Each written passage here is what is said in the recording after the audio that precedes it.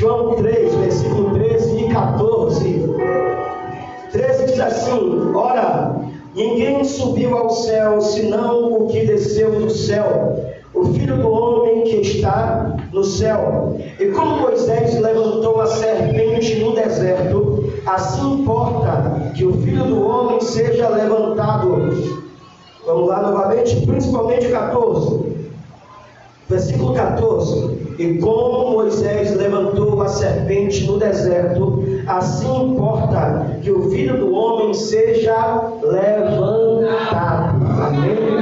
Graças a Deus, graças a Deus. Amados, eu preguei há umas 2 ou 3 semanas atrás o capítulo 3, falando acerca de Nicodemos. E ontem no cultinho a gente estava lá conversando, o culto familiar, né, que a gente tem lá em casa, que as meninas batizaram de cultinho. E quando a gente estava conversando, nós estávamos falando sobre algo acerca do mesmo. E Deus colocou em meu coração há muito essa passagem para nós ministrarmos. Aqui, a conversa entre Jesus e Nicodemos já havia encerrado. Já é um novo ponto em que o evangelista João, o apóstolo João, começa a expressar sobre a história ou sobre a vida de Cristo. A palavra, ela vem dizer que João começa ou retoma dizendo: ora, ninguém subiu ao céu, senão o que desceu do céu, o Filho do Homem que está no céu. É interessante ver que o próprio Jesus falou com Nicodemos, dizendo: olha, se você não entende as coisas da carne, quanto mais as coisas do Espírito. Se eu te falar alguns assuntos, você não vai entender. E essa passagem de João já estava citando quanto a mesma, e principalmente respondendo uma pergunta que estava lá em Provérbios, capítulo 30, versículo 4, que vai dizer: quem subiu aos céus? Quem foi que esteve diante do trono de Deus? Tudo mais ele vem falar sobre esse versículo, e esse versículo 13 vem trazer a resposta, dizendo: ora, ninguém subiu ao céu, senão o que desceu do céu, o Filho do Homem que está no céu. Jesus aqui já estava glorificado, porque, como sabemos, João escreveu esse livro após cerca de 90 a 96 anos depois de Cristo, depois da morte de Jesus, ou depois de Cristo. Então, nós vemos essa questão chegar sobre a mesma. Só que interessante é que João não termina ali, mas João continua falando acerca de uma palavra clara que Jesus deixou para os seus discípulos, dizendo ao mesmo: e como Moisés levantou a serpente no deserto, assim importa que o Filho do Homem seja levantado. Quem sabe você esteja se perguntando aí, que questão é essa? Ou o que é que tem a ver uma serpente no deserto com Jesus Cristo? O que tem a ver uma serpente ardente no deserto com Jesus Cristo, com o Filho de Deus? O que é que tem a ver com isso? Não tem nada a ver. Quando nós vamos à Bíblia, no livro de Números, no capítulo 21, ele vem contar sobre a história de que o povo hebreu começou e estava murmurando muito diante de Deus pelas situações que estavam ocorrendo, apesar de que Deus estava se movendo sobre os mesmos. Como assim, pastor? Deus, todo dia, como nós sabemos, diante da caminhada do deserto, tinha uma coluna de fogo à noite para aquecê-los do frio que é terrível no deserto. E de manhã tinha uma nuvem acima deles, que era a Shekinah, a glória de Deus, que estava cobrindo-os, para poder também dar refrigério quanto ao sol escaldante do deserto. Porque nós temos que entender que pela manhã o sol do deserto chega a muito mais do que 50 graus Celsius. Por isso, pessoas ou as pessoas que andam no deserto andam cheias de roupas roupa acima de si, deixe apenas um espaço, porque aquilo faz com que seu corpo fique refrigerado, apesar da gente pensar que não, é algo que protege do sol aquelas roupas. E à noite, as próprias roupas também lhe dão aquecimento, pois à noite, enquanto de dia o sol era acima de 50 graus Celsius, à noite a temperatura cai absurdamente, porque é deserto, é tudo limpo, o vento bate muito forte e chega a temperaturas terríveis à noite, chegando pessoas a morrer de frio. Por isso que Deus colocou uma nuvem de dia e uma coluna de fogo à noite para aquecê-los. Além disso, tinha maná no céu, além disso, tinha codornas, além disso, Deus fazia brotar água da rocha, mas com tudo isso, a palavra vem dizer que o povo hebreu fazia o quê? Só fazia murmurar diante de Deus, lembrando da cebola do Egito, lembrando do pimentão do Egito. Qual é a questão em si? A questão em si era, primeiro, eles se acostumaram com a glória de Deus em meio ao deserto. Quem era que não ia ficar estupefato, assustado, com uma coluna de fogo aparecendo agora do nada para a gente?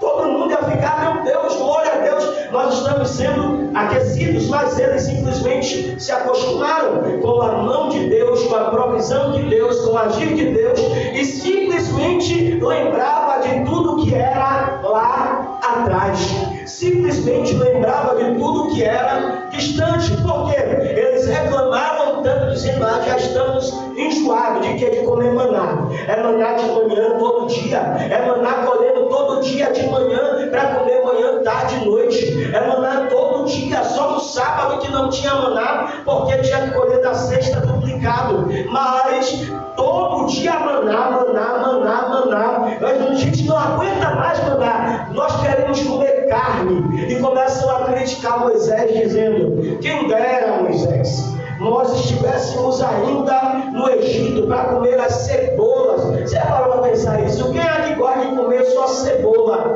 Quem é que gosta de comer só pimentão? Ninguém gosta, mas o povo não estava conseguindo olhar à frente, ou a glória de Deus se manifestando de tal maneira, que agora eles começam a lembrar do Egito, e ainda por cima de coisas que eram irrelevantes no Egito. O que você está querendo dizer quanto a isso? É comida normal, é uma comida natural, é algo comum. Eles estavam querendo, quem sabe, um tempero a mais na comida, mas pelo amor de Deus, eles tinham libertação, eles não tinham mais chicote cantando nas costas, eles não tinham mais capataz dando ordem a eles só tinham que adorar a Deus e continuar marchando para a terra prometida. Deu para entender? E agora eles fazem o quê? Murmuram. Aí vem ter uma questão. Qual é a questão? É que algumas vezes Deus, ou melhor dizendo, para muitas pessoas, Deus tira a pessoa do Egito, mas a pessoa não permite o Egito sair de dentro dele. Como assim, pastor? Deus tira a pessoa do charco de lodo, Deus tira a pessoa da luz das trevas, das trevas, Deus tira a pessoa dos problemas que tinha antigamente em casa, Deus tira as pessoas de situações difíceis que vivia e coloca um patamar diferente, mas toda vez ele só lembra o quê? Das coisas que tinham no Egito. Que é isso, pastor? Quem sabe a pessoa está até livre, está liberta, está vivendo a Deus, mas antes era um drogado e fica lembrando de como ficava chapado, drogado. Quem sabe a pessoa está liberta, convertida, restaurada, mas agora fica lembrando de como comia água, vamos dizer assim, no sentido literal da palavra no baianês, né? Como bebia de virar bebum e ainda ficar, rapaz, aquele tempo era...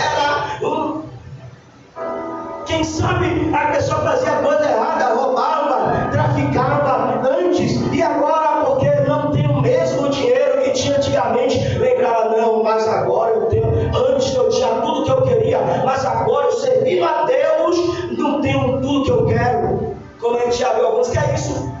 Deus tirou do Egito, mas o Egito continua dentro dele.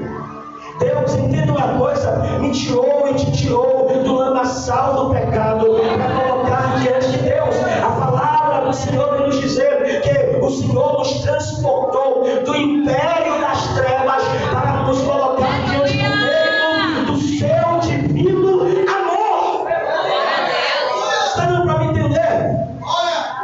A gente tem que entender a questão simples de império para reino. Império é algo que é feito na base da força. Império é algo que é feito na base de ser tomada de alguém que governava legitimamente. Império é algo que ninguém pode se levantar porque acha que vai querer tomar o trono e por isso mata. E é assim que Satanás faz. Só que Deus não tem um império, Deus tem um reino. E o reino que manda é um reino legítimo, colocado num trono. Aleluia! Satanás não está dizendo que tem um trono sobre a terra, mas eu posso lhe dizer uma coisa: o reino de Deus, ele é soberano, e é por isso que nós esperamos novos céus e nova terra sobre a nossa história. Por quê?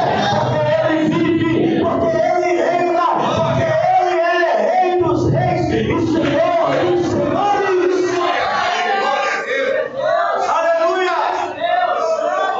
A palavra vem dizer que por causa de toda essa murmuração, Deus se ira, Deus fica chateado.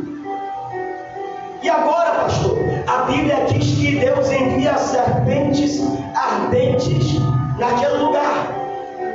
E quando Deus envia serpentes ardentes sobre aquele lugar onde está o arraial do povo, as serpentes começam a picar o povo, a morder o povo.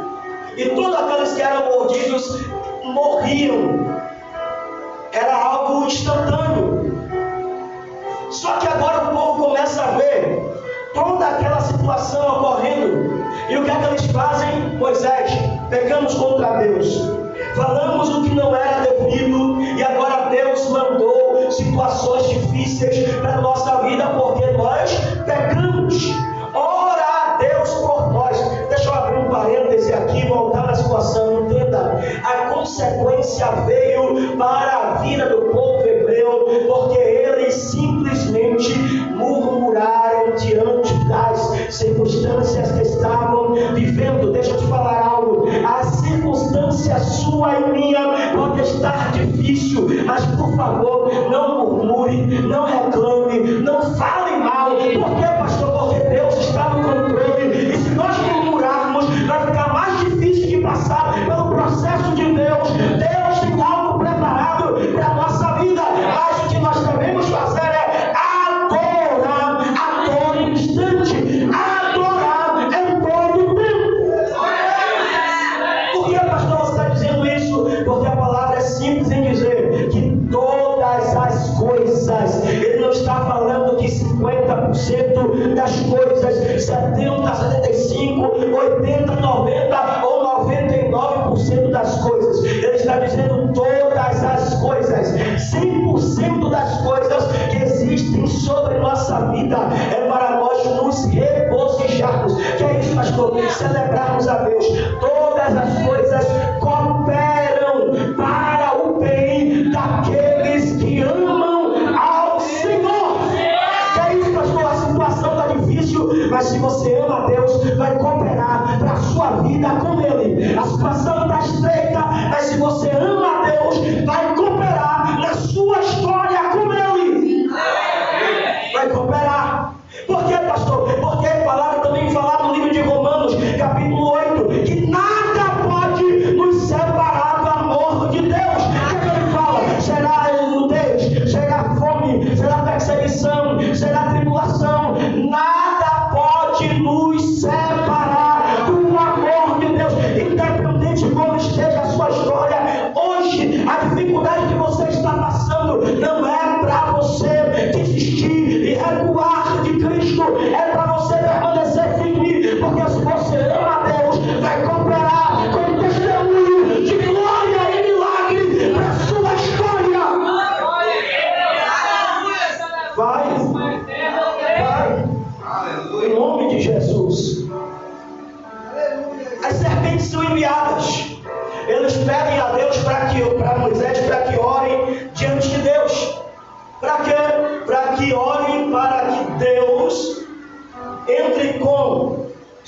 não lhe afaste as cobras, e que eles possam ser curados. Moisés faz o quê? Vai a Deus para orar. Quando ele fala com Deus, Deus dá uma ordem para Moisés. Qual? Faça uma cobra ardente, assim como as que estão aí, de metal, de cobre, e coloque no meio do arraial, em um lugar alto. Para quê? Para que todo aquele que esteja picado pela cobra possa olhar para a estátua feita e seja curado. Que é isso, pastor? Quer prova? Números 21, versículo 9. Números 21, se você encontrar mais rápido que eu, eita, minha bichinha tá velhinha, vou mandar para reformar, eu gosto dela. Gosto dessa Bíblia. Fez Moisés uma serpente de bronze e a pôs sobre uma haste. Vem lá, vem, Marjane.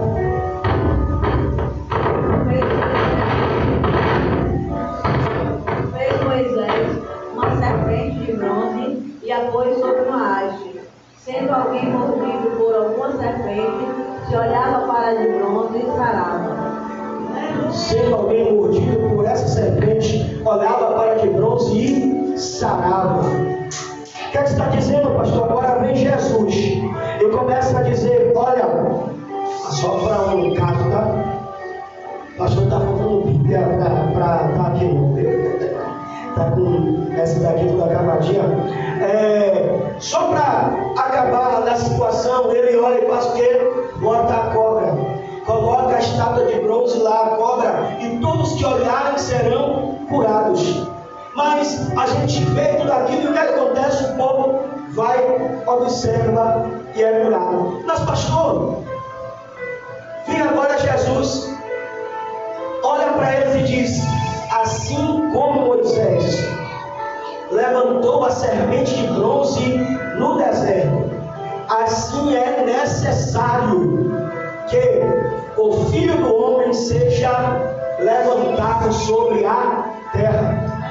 Jesus, no início do seu evangelho, no início do seu ministério, já estava falando a forma como ele seria crucificado, como ela dizendo, morto. Como a única morte que tinha por ser levado à terra era a crucificação. Para a gente pensa que a crucificação era algo que era incomum naquele período, e que só Jesus e os dois ladrões morreram do lado de Cristo. Não, a morte de cruz era uma morte comum diante daquele tempo para Roma, e principalmente para os piores malfeitores. Gálatas capítulo 3, versículo 13, vem dizer que maldito todo aquele que for pendurado no madeiro. Este madeiro que ele está falando é da cruz, que foi feita para aqueles que eram os piores. Você vê que eram os ladrões, você vê que eram as pessoas ruins, ou se levantavam contra o império, que morriam naquela cruz. Se nós formos ver o tempo do evangelho,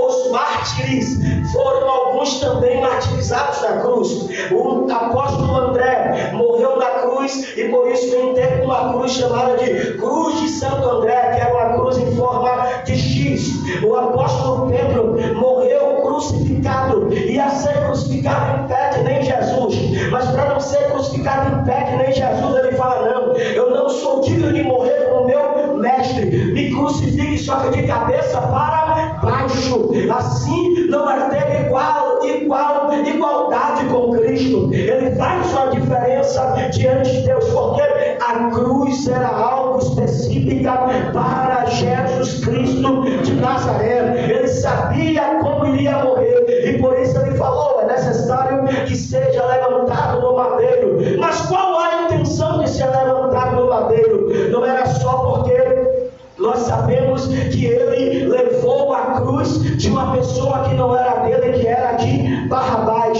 mas porque ele sabia que tinha uma representação a ser posta diante daquela cruz. Não entendi, pastor. Ele sabia que Deus tinha algo a ser dito por meio desta atitude do mesmo. A palavra vem falar que Jesus Cristo, não só nesta feita, mas inúmeras vezes justifica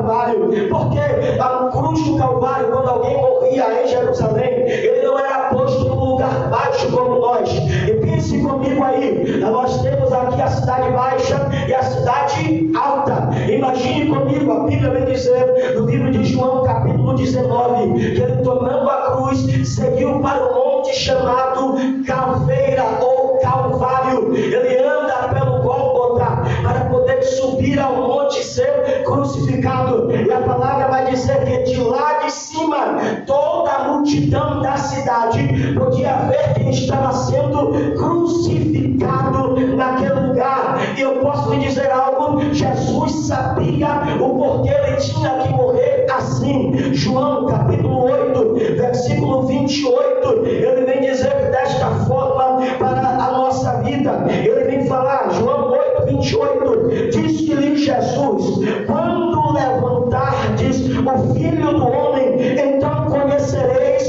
quem eu sou, e que nada faço de mim mesmo, mas falo como o Pai me ensinou. Ele está falando que quando levantardes, novamente ele está falando sobre a sua crucificação. João 12, 32, ele vem falar assim: e eu, quando for levantado da terra, todos atrairei para mim. Jesus sabia o porquê ele deveria morrer, porque assim como a serpente do deserto, ele deveria ser entregue na cruz do Calvário. Para quê? Para que todos que passassem pudessem olhar para ele e dizer: ali não morreu qualquer pessoa, ali não se entregou qualquer um, mas todo aquele que olha para ele tem salvação, tem cura, tem salvação, tem milagre, tem resposta, tem graça na sua história. Nós pensamos que foi comum ele pegar a cruz e levar até o Gólgota. Nós sabemos que ele foi tomado ou tomou de Barrabás, que era um homem muito maior do que ele, em forma de estatura, tamanho e peso. Então, queridos, a cruz que Jesus levou não era dele. Eu sempre falo isso. A cruz que Jesus levou naquele dia do Calvário era minha e era sua.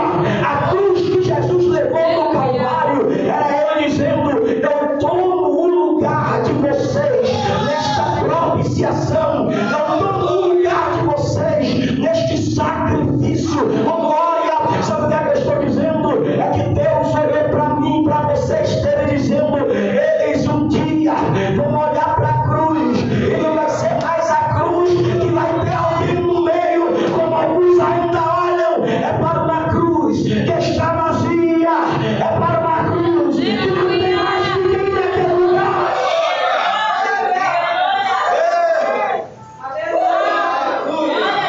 Ele tomou a cruz, ele levou a cruz, ele prosseguiu o caminho. Leva-o para cima, crucificam. E aqui nós vemos duas ações. Não vou entrar por pormenores por causa do tempo, mas vou falar apenas duas. A primeira, como eu disse, era que era apenas os malfeitores, era apenas os piores que morriam. Só que agora Jesus está ali no meio daquele lugar, e a sentença estava escrita em cima da sua cabeça: este é Jesus, o Rei dos Judeus. Um à sua esquerda, outro à sua direita, com suas respectivas condenações também à sua cabeça, assassinos ou assaltantes. E segundo a história bíblica, há algo que acontecia naquele tempo. Os pais faziam questão de, quando haver crucificação, levar os seus filhos para o Gólgota. Para quê, pastor? Para mostrar como morriam aqueles que eram ruins, que eram maus, e para que servisse de uma boa forma de exemplo para os filhos, para não serem mais e para não fazerem coisas erradas, porque senão eles morreriam da mesma forma. A história vem dizer que quando eles levaram a criança, as crianças às vezes não gostaram de ver as pessoas morrendo naquela cruz, porque era uma morte lenta e dolorosa. Como isso, pastor? Às vezes a gente pensa que todos aqueles que morreram passaram pelo mesmo processo que Jesus, de chicotadas, de socos, de chutes, de pauladas. Só que não. Isso sim foi algo específico para Jesus, porque Pilatos não queria condená-lo, então ele manda, já depois de ter sido espancado pelo povo, manda açoitá-los. E eu já falei algumas vezes do açoite, como era, das pontas do chicote, que continha chumbo e ossos, que faziam a carne dele voar pelos ares. Só que o pior de tudo é que, se fosse qualquer outra pessoa comum, já havia morrido desde o Getsêmani, por causa da angústia que estava no coração. Mas por que era uma morte lenta? Era uma morte lenta porque eles eram postos na cruz, ou levavam a cruz, eram pregados pés e mãos, e eles ficavam horas estendidos, até dias estendidos, morrendo naquela cruz. Sol, chuva, animais picando eles, entre outras coisas. E por que era muito tempo? Porque eles tinham que, ou faziam um revezamento entre braço e perna. Como o braço cansou, solta o peso da perna. A perna cansou, estende o braço. E assim eles não morriam rápido, mas eles morriam lentamente, com as farpas entrando nas costas, porque as madeiras não eram lisas, era madeira grossa, cheia de farpa, e com as dores do tempo, com a fome, entre outras coisas mais.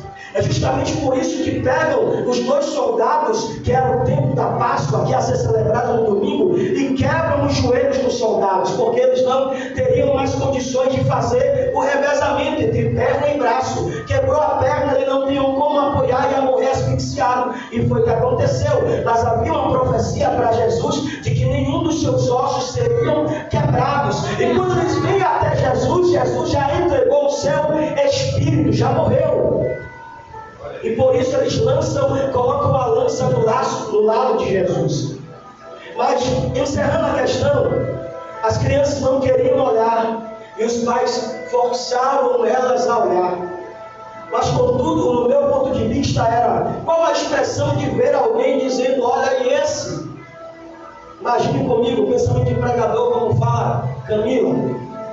Uma criança olhando, meu pai, aquele é assaltante, aquele é assassino assaltante, mas esse porque é rei dos judeus. E o pai, sem saber dizer aquilo.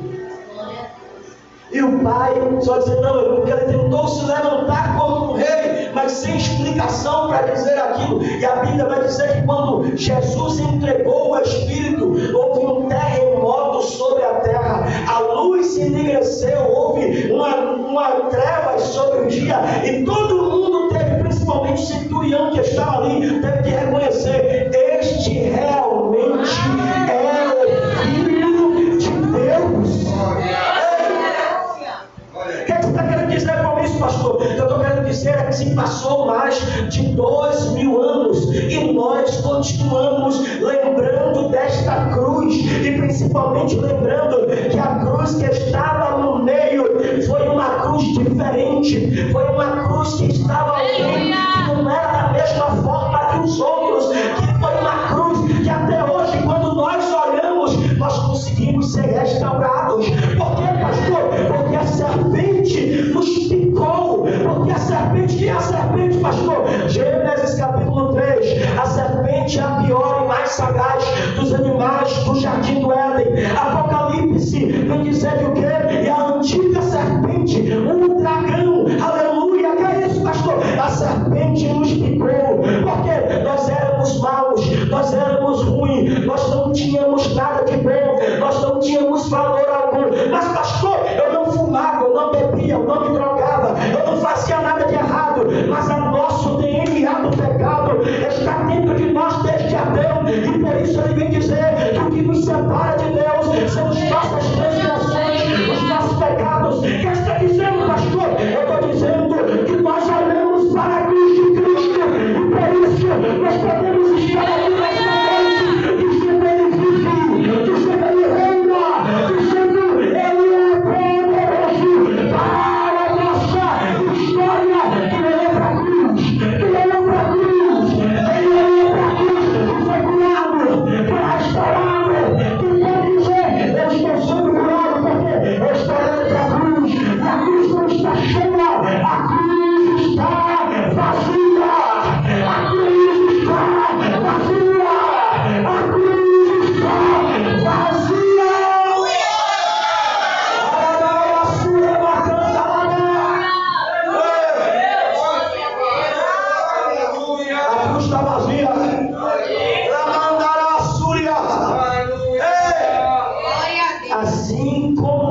a serpente do exército foi levantada, o filho do homem será levantado.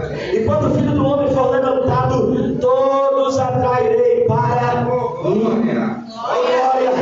Eu posso dizer uma coisa, querido: não há ninguém no mundo, ou se ainda há, deve ser pouquíssimas pessoas que ainda não ouviram falar de Jesus, do seu amor e da sua entrega na cruz do Calvário. O que está dizendo, pastor? Todo o povo, quando ouve falar de que houve um homem, ou que houve os céus, que desceu do céu para a terra e se colocou no nosso lugar, fica louco. Para quê, pastor? Para imaginar. Por quê? Porque nós, humanos, queremos ser como Deus e estar acima de tudo, mas Deus, como Deus, quis ser como humano, para ficar na terra e dizer: eu fico como você, mas morro também para você.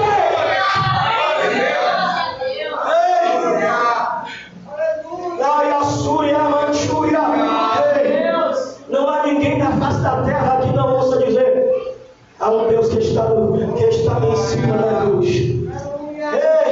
Eu acredito que não há ninguém na face da terra que não ouça falar que o Deus poderoso se entregou pela humanidade na face da terra.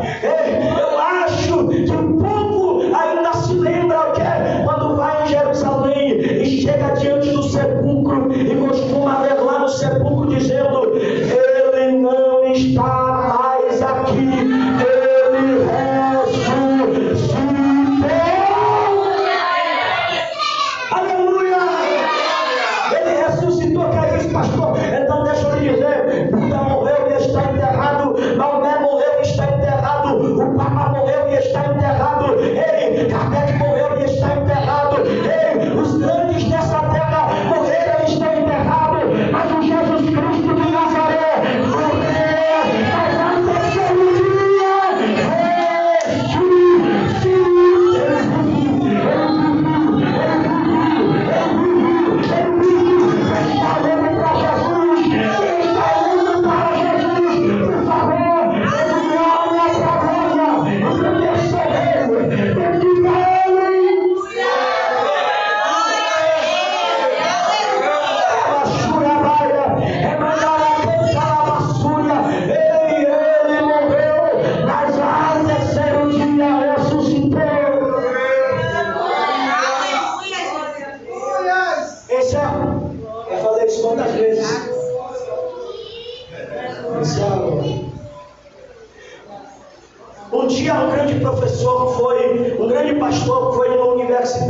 nos Estados Unidos.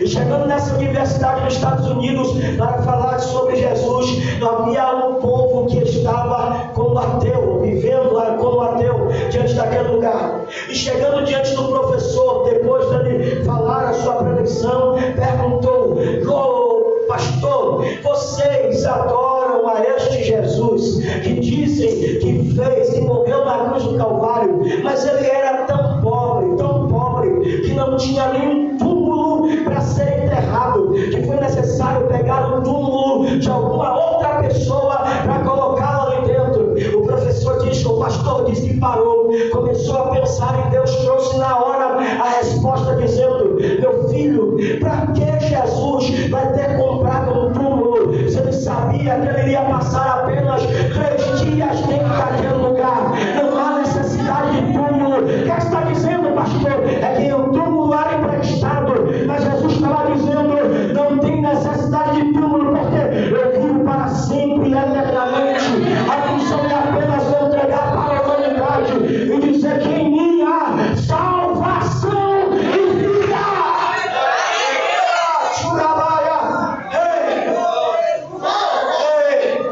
Está vazio. Ele ressuscitou. Ele vive. Ele reina. E Ele está nos convidando, dizendo: olha para mim. Ele está nos convidando e dizendo: ei, eu já fui levantado da terra assim como a cobra serpente do deserto. Eu já atraí para mim aqueles que estão olhando, mas Ele continua dizendo: continua olhando para mim, porque a palavra vem dizer, o apóstolo Paulo dizendo: pois eu prossigo para o alvo, o prêmio da soberana vocação em Cristo Jesus, que é o que? O autor e consumador da